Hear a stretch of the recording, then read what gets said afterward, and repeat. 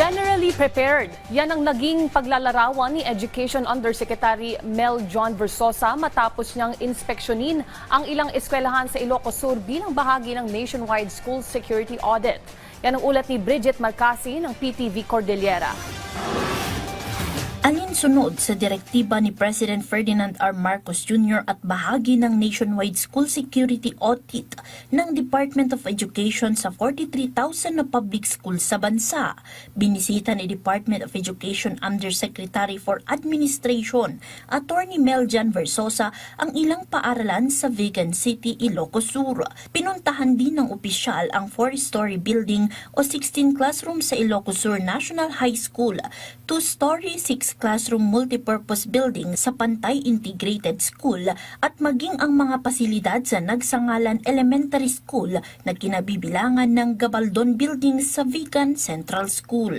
Layunin nitong alamin ang mga hakbang ng mga paaralan para sa seguridad at kaligtasan ng mga estudyante at mga guro. Actually, lahat naman po bibisitahin. Hindi lang po ako, yung kasama natin sa SDO, mga regional office.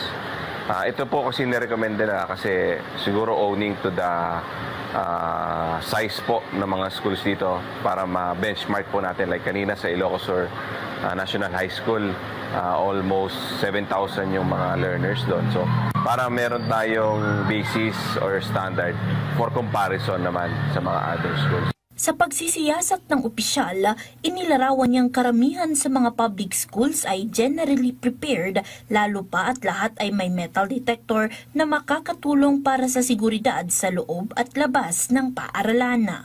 Meron pang room for improvement, like siguro some schools plano nila maglagay ng CCTV.